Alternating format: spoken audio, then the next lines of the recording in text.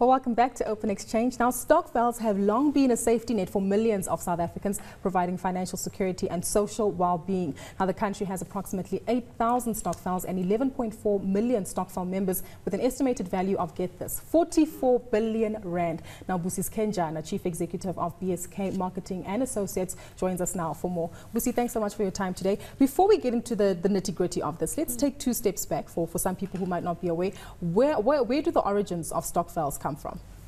The Stokvels originated, I'm told, as way back as early 20s, or if not early 30s.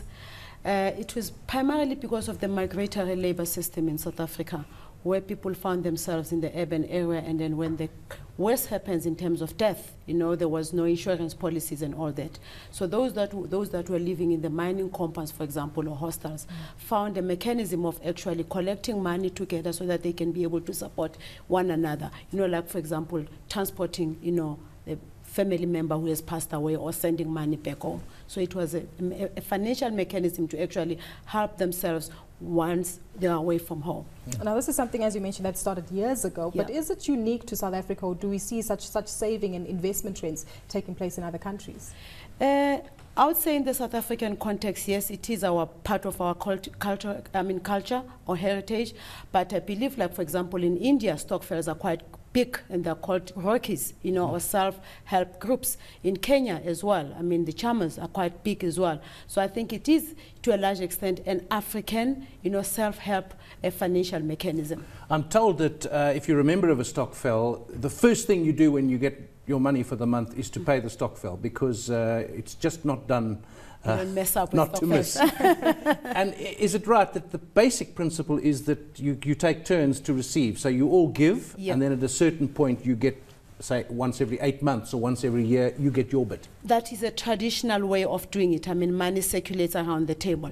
But Stokvels, of course, has evolved. Some is not about, you know, it's my turn. I mean, we set a goal for ourselves. What are we going to do with collective, you know, savings? You know, are we saving for a specific purpose?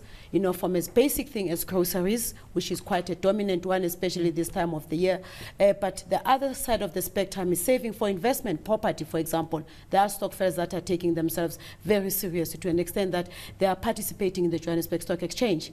So now, you mentioned there that Stokvels are taking themselves seriously, but are the financial institutions taking Stokvels seriously enough by offering products that work for them? With 44 billion rand, they have to be. Huh? Yeah, honestly, I must say it's sad enough that I don't think the financial institutions in South Africa, they realize the power, the potential that is within Stokvels. Everybody knows the 44 billion story, as I call it, but what are you doing, you know, with that so much money that is actually sitting in the hands or revolving within the hands of the Stokvels? And to me, it's not a question of what are you doing? What are you doing to actually help Stokvels to develop? You know, because I think personally, what I'm extremely passionate about is the development of Stokvels, so that 44 billion, it actually translates to wealth to Stokvels, not only to, you know, other entities. I know we all work as a team. It's a value chain.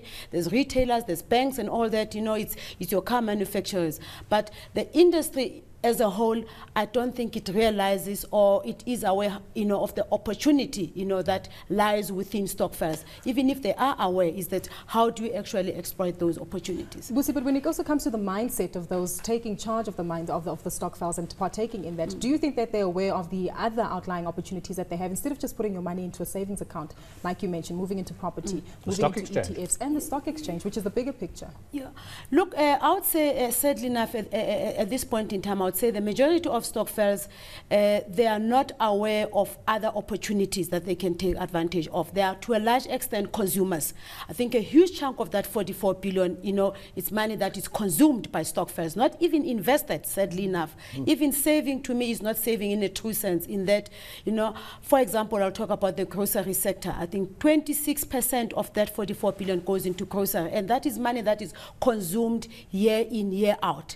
So it is actually quite sad if you look at that. The perception is that Stokvels save, but in actual fact, they do not save enough, you know. So they are not actually, I think, taking advantage of the power that they have within themselves as Stokvels. So and by the sounds of it, the financial institutions aren't aware of the power that they could tap into.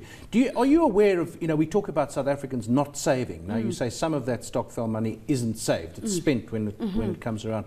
But there must be some that's saved. Do you know if that's counted in the national savings basis? Wow. I'm not sure. Look, I'm not an expert in that field, but I would say the banks, for example, would be the better institutions to be able to tell you that how much of that money is being saved in a true sense. In that, I mean, the some Stokvels, let's take Stokvel A, for example, that could be my Stokvel. We are saving with Bank A or Bank B. We've got 50,000 rands, which is split between saving for a burial, for example, and the other one, it's invested, as in 32 days account, which is quite common and popular.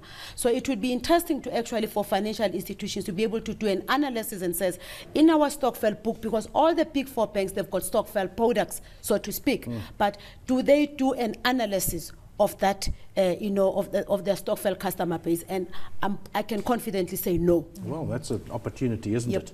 Well, thanks to Busi Skanyana. Fascinating subject. She's the CEO of BSK Marketing and Associates.